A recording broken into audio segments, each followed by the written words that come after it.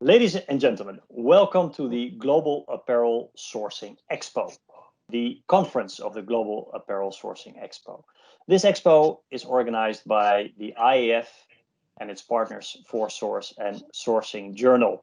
My name is Matthijs Critet, and I'm Secretary General of the IAF, the International Apparel Federation, a global federation with as its members companies, industry associations, the entire fashion ecosystem all across the globe. Now, as a part of the expo, the digital expo that we are organizing a conference as well. And this conference touches upon a number of major themes that shape the industry now and in the future. Sustainability, sourcing trends, especially in the light of COVID-19, innovation, and of course, digitization. And it is for this topic, digitization, that I'm proud to announce our speaker for this session right now to you, Ton Wiedenhoff. Ton is the Executive Director Europe of Alvanon, a major player in the world of digitization for the apparel industry. Before his career in consultancy, Ton has been co-owner of a sportswear brand, and he was heavily involved in product development and sourcing, which places him in a very good position now to share with us his view, Alvanon's view on 3D product development. So we see the presentation right there on the screen. Tom, take it away, please. Thank you very much, Matthijs, for your introduction, and welcome to you all. 20 years ago, the founder of Elvenar, Mr. Wang, had transformed his company from a garment manufacturer to a manufacturer of fitting tools for sizing and fit. So, as you now know nowadays, is the mannequins and the fit forms. And since then, actually, we have gathered over 1.6 million scans. And the reason was actually dual. The one reason was we had to build fit forms, so molds, to make replicas of bodies. And the other one was that there was a vision at that time that due to the rise, for example, of a company like Amazon and e-commerce, the whole system of the supply chain of the global garment industry would change and would change into digitization. So since then, we've been developing smart tools for the smart sizing strategy of our industry. And actually, one of our quotes is that when the foundation is not in place, there's nothing to map customer size data towards. And foundation actually means, what we mean with foundation is the body. So, and all what goes with the body. So the sizing, the measurement, the shaping of the body, which we create garments for. So the execution of the actual garment should be in line with this data. Just a short overview actually of our common practices, right, in our industry, in our supply chain, is that in the past, and unfortunately still nowadays, we're not using a lot of standards to roll out in our industry. And you see an example here, which is quite common, that the brand will use a fit model, a live fit model, to create their garments, specs, make tech packs, pass it on to their sourcing partners, like for example an agent or a sourcing office, which then is being passed on to their manufacturer. And you see here a string, how it will work in practice for sample approvals, back and forth and communication. However, if we set a standard, so a consistent standard in our industry, which we communicate with all our supply chain partners, like we show here, the Elvenar standard, which in the past was a mannequin, and nowadays we can say as well parallel and avatar, can be used to reduce the timing and save money actually by using one standard as a whole. I would like to show you actually, Matthijs, a a case, actually a practical case that which we did over a year ago with the company Under Armour. And Under Armour had the vision with all their different kind of bodies to move into 3D digital avatars. And by using these avatars, it would save their process in time, in accuracy, and as well reduce a lot of waste. And we have been working with Avatar together as well as a beta testing partner to build our Alvanon body platform, which I will introduce a bit later to you. Let me show you a short video regarding this practical case we did with Under Armour. So right now, the digital transformation buzzword is 3D. Everyone is talking about 3D, 3D, 3D, and where 3D can bring us. I'm super passionate about 3D, and so I think the opportunities in 3D are endless. I believe that the future of 3D will be a standard skill set that all designers will have coming out of school. 3D is a tool that helps us make it easier. 3D is one of the tools I use because it combines both the creative brain and the analytical brain. And it taps into the things that technical designers love to do. And that leads us to making great products, so it's a win for everyone.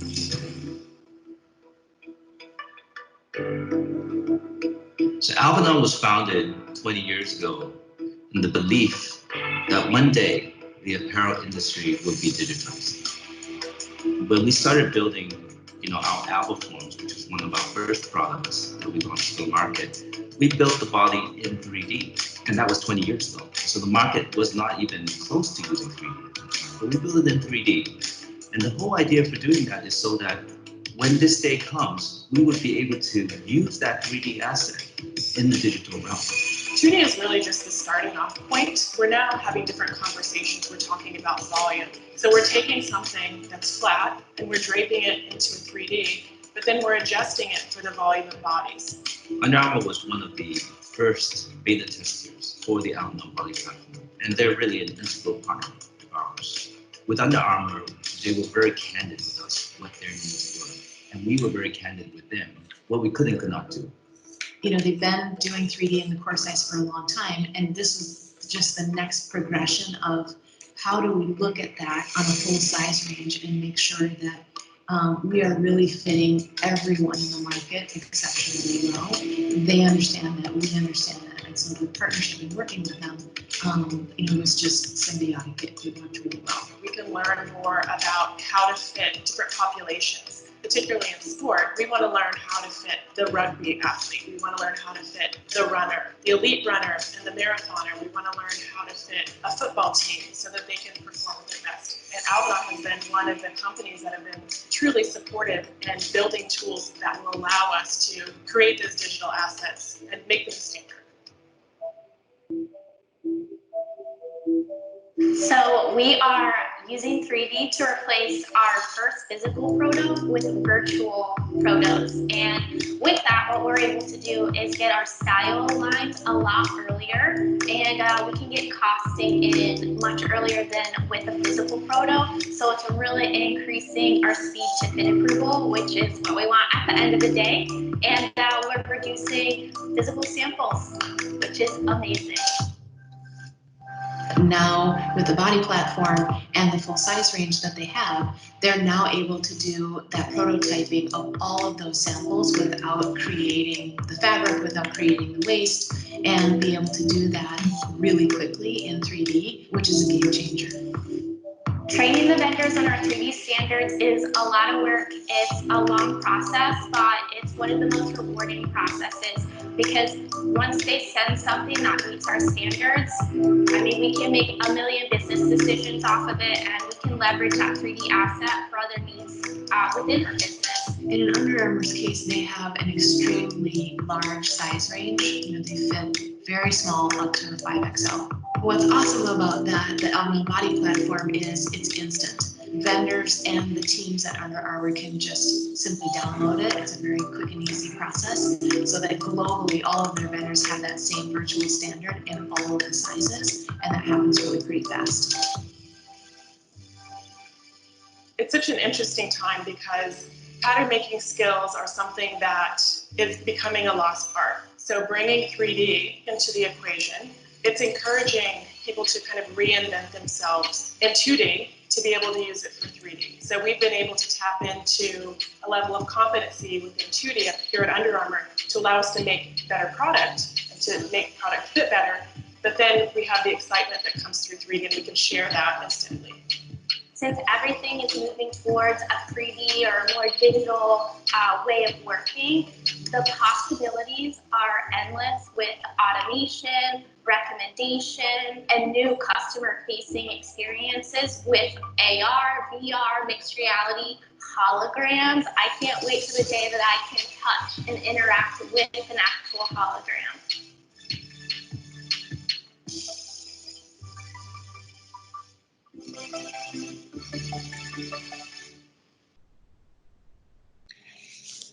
So, well, Matthijs, this is a video of about 5 minutes to show you how Under Armour has integrated the 3D development and digitization. However, this is really a bumpy ride, and I think, you know, I would like to stress that out, that it's not an easy task to do. There's a lot of considerations to be taken. It's not a short ride to build these libraries and to set up these standards and consistency.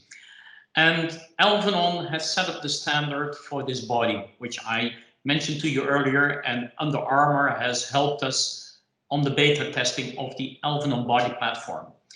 And since we built this platform since January 2019, we've been able to help more than 200 brands or more than 500 vendors, manufacturers worldwide, with over 2,000 different kind of virtual bodies, avatars.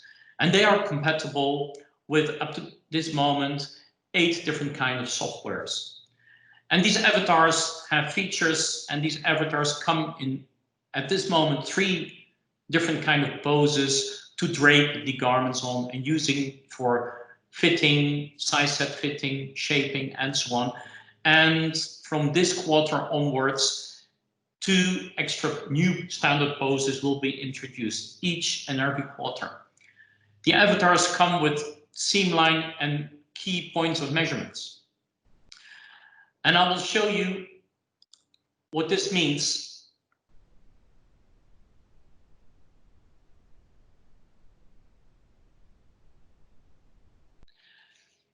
And this is how it works actually. This is just a screen of the dashboard of the Alvanon body platform. So it's, as I mentioned, it's a library. So it's a central and secure database of these virtual bodies.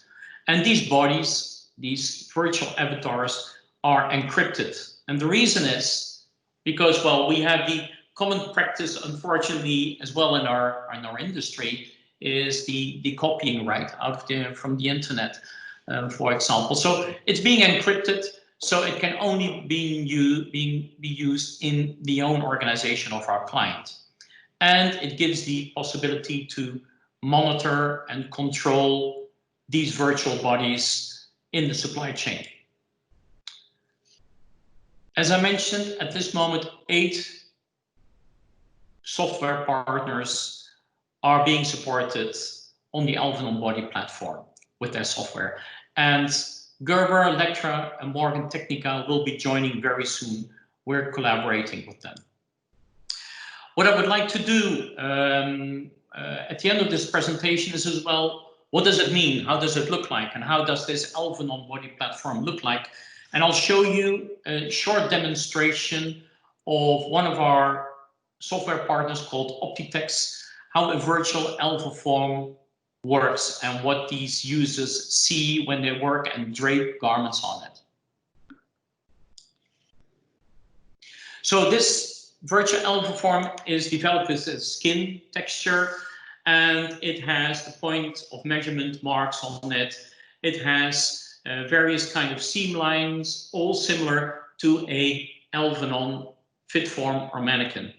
And it as well has features like head, hands and feet, which can be included or excluded.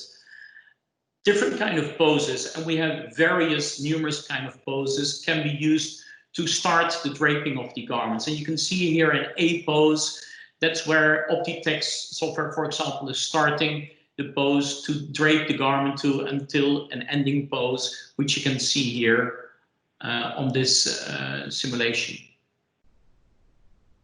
So you can see draping of the garment here from an A pose, and then slowly the avatar is moving to an ending pose to see the fitting of this specific garment. I would like to wrap up, Matthijs, with a quote actually from the Women's Wear Daily, which says that by mapping fit, using a 3D bodies as a framework, Alvanon is instilling standards and enhanced method of doing. Well, thank you very much, and I'm most ready, Matthijs, for your questions. Thank you, Tom, and that was a great presentation. If I can first, before I go into the questions, give some remarks, because I really enjoy watching these kind of presentations.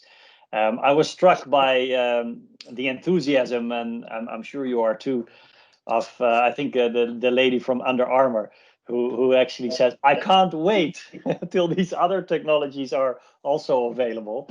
And I guess, you know, with that kind of spirit, these things are really going to be implemented in the industry at a faster pace. So that was really really nice to see.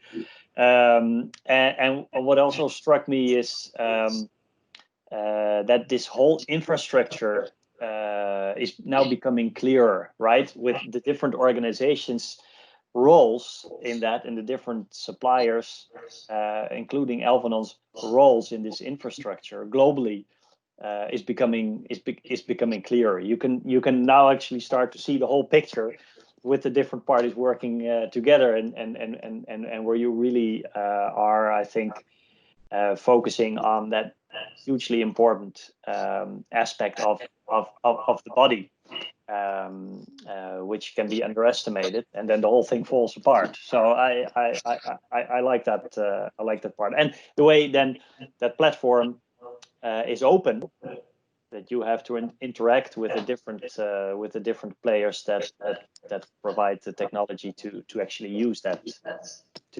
data. So yeah, those are some things that struck me, and some of the listeners probably have other things that they're interested in. So I have some questions to you as well. Some